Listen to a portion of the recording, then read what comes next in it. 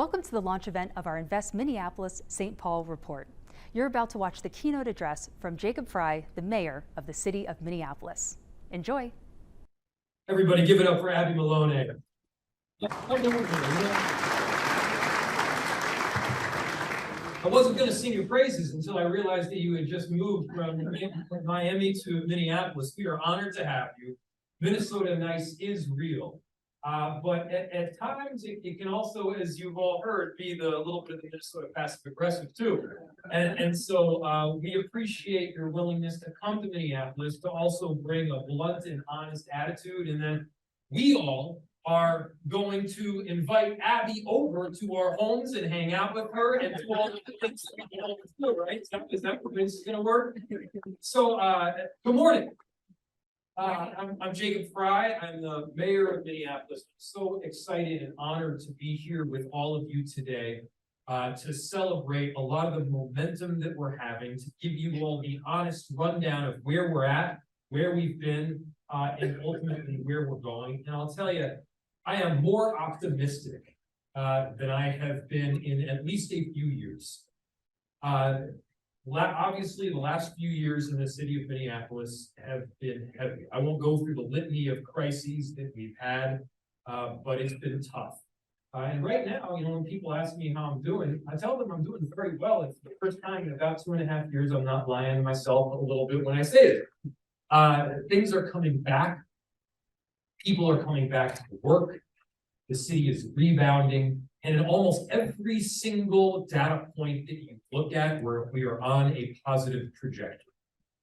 I, like Abby, am not originally from here. I grew up on the East Coast, predominantly in Northern Virginia, just outside of Washington, D.C. My parents are from New York City and Baltimore, respectively. Most of my family still lives in Queens, New York. But what happened was I was a very serious businessman.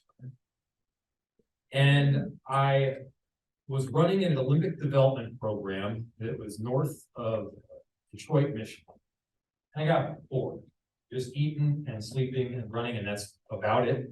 And I got involved working with people who were experiencing homelessness. And I found that I couldn't truly help them because I didn't understand the law. And so I enrolled at law school at Villanova, back near Philadelphia. And I continued doing the running thing to help pay for living expenses and tuition. And one of the races that I ran around the country was the Twin Cities Marathon. I thought it was this and I remember being around mile 15, and the guy who I was in a serious competition with turned to me and said, this is a beautiful city. That's not normally something that you would say when you're in fierce competition. Normally, you're not really talking much at all. It's focused on your breath and your body and your heartbeat and everything else. And I remember thinking to myself, I could totally live here. And then a number of months later, I was racing down at the Pan American Games, and I was on our way on the bus over to the training facility. This is in Brazil. And I was talking to the young woman also on Team USA next to me on the bus.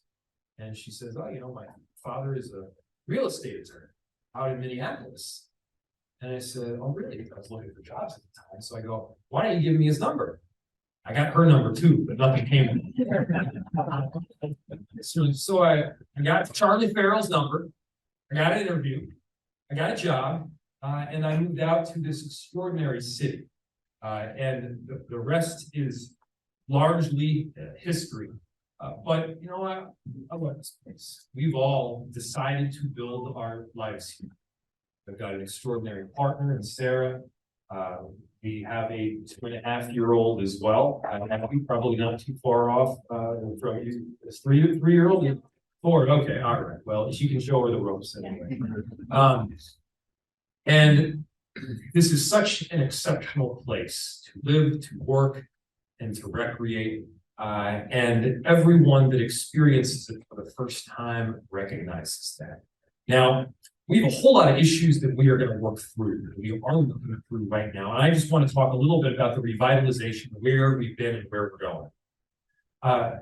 So first off, I'm a believer that there should be a direct correlation between hard work and success. That is kind of my political philosophy. I believe that regardless of who you are, who your parents were, what side of the tracks you grew up on, there should be a direct correlation to what you put in and then what you get out.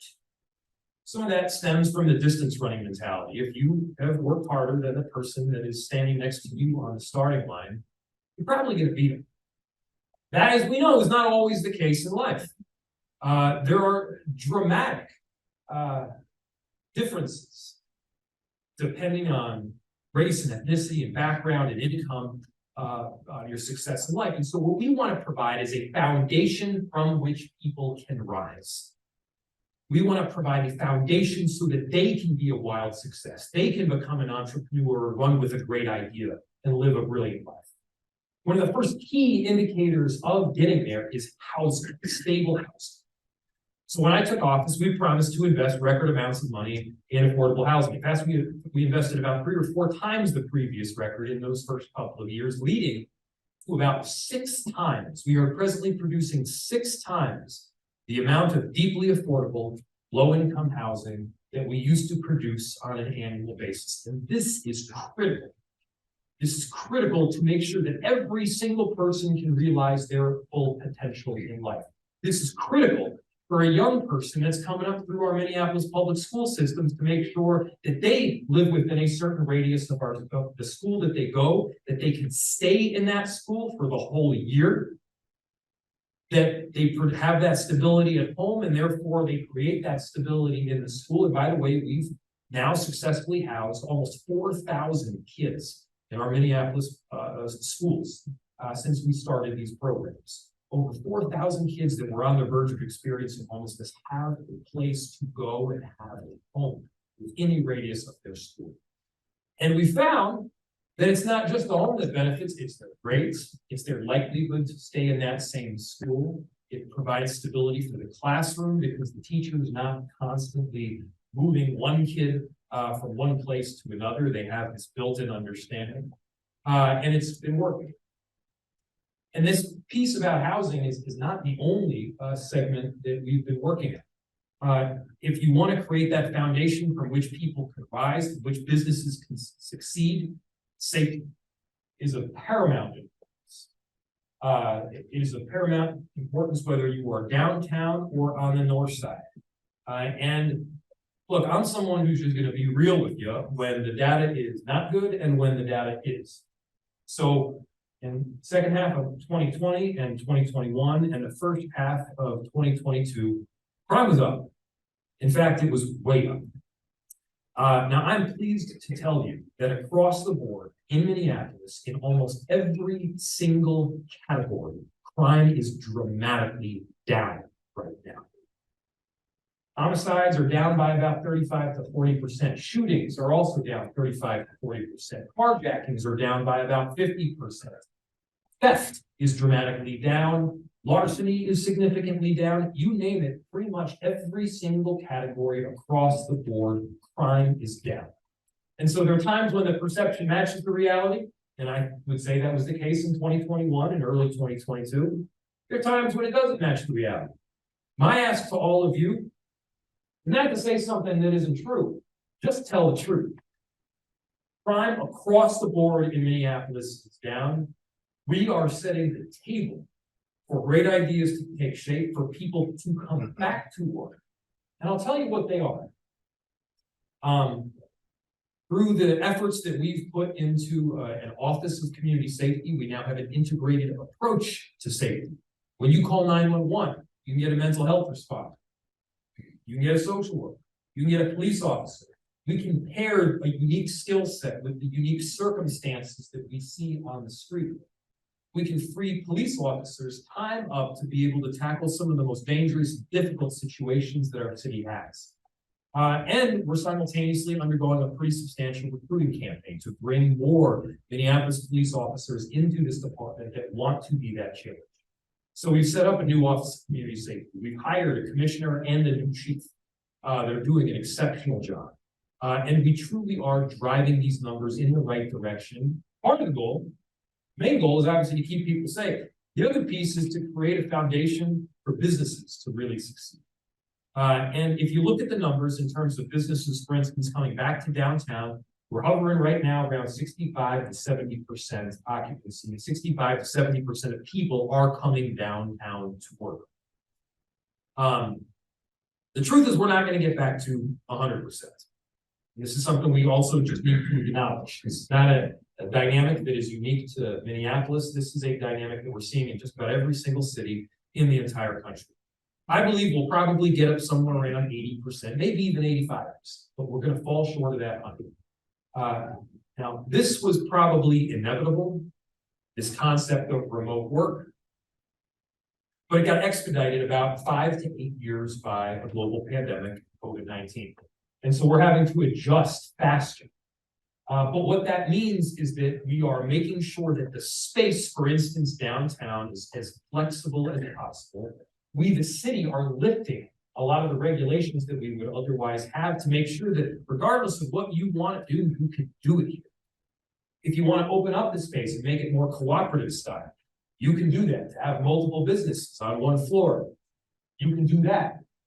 If you want to transition commercial space to residential, we're also making sure that that is possible as well. And again, if you look at the vast majority of these newer buildings, and by newer, I mean like post-World War II buildings, they are not necessarily conducive to shifts to residential, but some of the older ones, they open the window a lot. That is pretty ripe for a residential shift. And what we're looking at in making this push, we're looking at areas that are successful and areas that are not successful. I'll give you an area that is extraordinarily successful right now, has a vibrancy on the street that is largely unmatched. It's North Loop. So I was a council member of this area when it was really starting to get going. And when I was first a city council member, there was a mode of zoning that everybody described.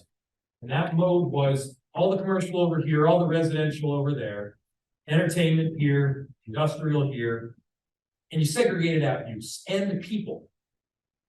And with North Loop, we said we want all of it together. We want a beautiful diversity of both people and use. Someone who's working the night shift, someone else who's going to the bar, someone who's pushing a stroller, someone else who's going out for a jog, someone else who's walking into work. And you have that beautiful inflow and outflow of people throughout the space. You, one, have eyes on the street, which, by the way, you've seen. But two, you create a dynamic on the street and an excitement that is unparalleled. It's great people watching. You know, if you think about some of your favorite cities to walk through in the entire world, if you close your eyes and you picture your favorite city other than Minneapolis to walk through, and you're walking down your favorite block in your favorite city, you're not walking by one big vanilla conglomerate. You're not walking by one large sports authority or Barnes and Noble. You're walking by 5 or 6 or 8 different small and locally owned joints with different tastes and smells and sounds and people all packed in on the same block. You've got residential up above, you've got commercial, you've got some form of entertainment down below, and you've got this beautiful diversity of use that makes the street life exciting. That's what makes the city great, and that's something that we're ultimately going to have to lean into. Now, for our downtown core, that's a pretty substantial shift because we've had hotels, thank you, W. We have commercial, and yes, we've got some retail on the base floor, but it's a mentality that I think we're going to have to shift. Downtown will always be a centrifugal force of our city. It's always going to be an important component. You won't have a world-class city without a world-class downtown, but the notion of what a downtown is going to change. We got to change with it. The cities that are going to be so successful over the next several years are not the ones that are going to cling white-knuckled to what once was. It's the ones that are going to embrace the change, that are going to make the improvements that I think are those that are ultimately going to be on the cutting edge, and we will be there too. Speaking of making changes, we're also making changes to how we approach economic inclusion in our city. We need to make sure that the precision of our solutions match the precision of the harm that was initially inflicted. We need to make sure that we're working directly with our Black and brown business owners and workers. Make sure that they're not just key people at the table, but key beneficiaries of the work. So we set up a fund called our was called the Commercial Property Development Fund, but that was a horrible name, so we changed it to the Ownership and Inclusion Fund. And what it does is give Black and brown business owners the ability not just to own their own business, which they already do. By the way, there's nobody that's starting businesses at a higher rate than specifically Black women, more than anybody else. But it gives them the ability to also own the real estate, to own the underlying properties, so that when gains in equity inevitably take place, when values rise, they don't get the boot because the rents got jacked through the roof. They gain in that value, they gain in that equity. You know, not equity in the traditional social sense, equity in the financial sense, equity in the business sense. That's what we need to be charging towards right now, and I can tell you we are in a big way. We're also making sure that we're providing enough of a bump to get things back on track with our economy, and making sure that we're setting up the right policies at City Hall. Again, I'm not an ideologue. I'm someone that will listen to the data and we respond to where it leads. And when you do that, believe me, you get beat up from every single different direction right now. And one of the dynamics that the city of Minneapolis has been facing, which we're pushing off, is rent control. Look, I've read the data. And if you listen to almost any economist out there, whether they're on the far left socialist or the far right, they'll tell you it's a bad idea. They'll tell you that it doesn't work. So it's not my opinion. They've researched this on so many cities that have instituted this over the last 100 years. And it's cropped up so many different times.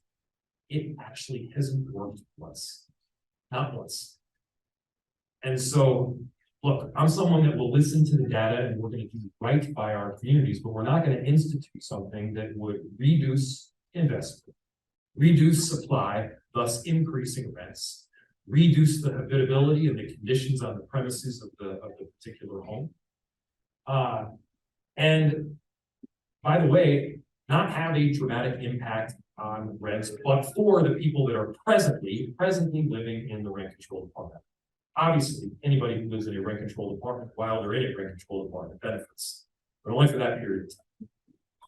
And we need to be doing right by our city for the long haul, and I'll tell you this ain't.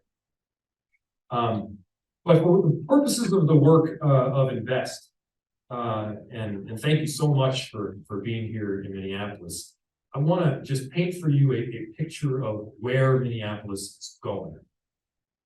We're going to respond to the data. We're going to listen to truth. We're going to recognize fact. And we are going to be a city that is on the cutting edge. We're going to be an example for other cities throughout the country so they can follow us. We're doing that work on housing and zoning. We recently passed, a few years ago, not recently, we passed a comprehensive plan. And that plan allows for that diversity of use in neighborhoods that I talked about. It allows for a diversity of housing and therefore a diversity of people in every single neighborhood. It gives every single person the ability to learn from people that aren't like them. That is a big step, because when you're in a city, and this is every city in the country, by the way, that has had 100 years worth of intentional segregation, intentional redlining, restrictive covenants that run with the land, highways that have separated people from some of their most valuable resources. You need to be very intentional in the work of setting things right. You need to break down some of those intentional hurdles that have been propped up. And need to make sure that again, we want young people that are growing up to see every single potential in life. You know, you want to work at the city and be a firefighter or a cop or a public works employee, you can do that. If you want to be a doctor or a lawyer or a teacher, you could do that too. If you want to be a scientist or an astronaut or the mayor of Minneapolis, every one of these things is possible. I might recommend against the mayor of Minneapolis. These last couple of years. But we want kids to see the true potential and what they can ultimately be. And if you look at the trajectory here that we're seeing in this city, we're excited. And so many people in this room that I've noticed are part of that positive trajectory. And so I'm going to conclude. See if I missed any of my points that I haven't read.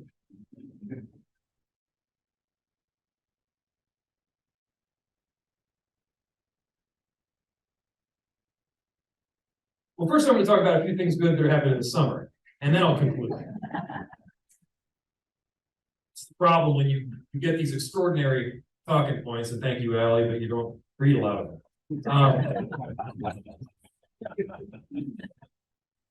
So speaking of that positive trajectory, you know, my favorite time to be in Minneapolis is a Thursday afternoon and evening over the summer. I think there is no better place in the entire world. You know, the music is playing, people are smiling, it's warm outside, the streets are bumping, and people generally linger for a little while longer. They lose track of time, and then they stumble home later than they thought that they would. We need you to do that again. We need you to come back to the city, come back to downtown. What I've been talking about is Tuesday, Wednesdays, and Thursdays. That's our days. Tuesdays, Wednesdays, Thursdays, you get your ass into work. You stay afterwards to go get a drink and a meal with some friends. You experience culture. You experience people. You know, somebody said to me the other day, they said, Jacob, you're really just not with it. You know, the new thing is that, you know, people, they work from home, and that's the way that businesses are best able to operate. I go, no, you got it backwards. You're behind the times, because in 15 years, somebody's going to come up with this amazing idea that, hey, why don't we all come back into work? We experience the culture that's in the office, and we like work together and see each other and communicate together. And 10 or 15 years, mark my words, somebody's going to come up with that idea, and you will say, that's actually Jacob's idea. He said that 15 years ago. And so we need you to come back, and there's a ton of amazing activities that are going to be around. Noon today, we're going to be out at the Commons. There's all sorts of fun stuff out there. We got, what is it called? Cornhole, beanbags. We got Frisbee that we're playing. There's going to be puppies out there, I think. I made that last one up.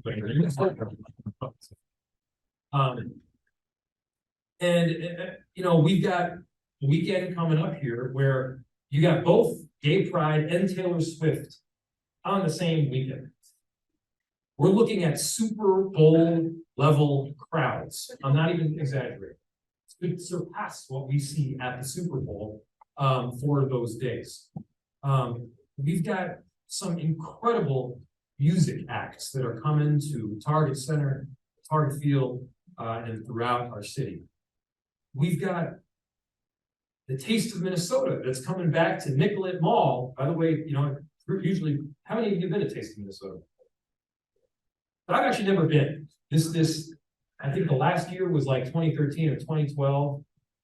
And I've never actually experienced it before. It is happening in Minneapolis on Nicollet Mall. Third Eye Blind is planned. So for any of you 90s, you know, this is a big deal for us. And you know, it's all part of this great comeback. And so for those people who in the room who've been working so hard to keep Minneapolis vibrant, I want to say thank you. You know, there are more than a few times over these last few years that you could have jumped ship and said that we don't believe in the city, we're not coming back, we're not going to reinvest again and again in the city that we love. But that's the beautiful thing about Minneapolis. We don't quit. We're resilient, we're tough, we're gritty.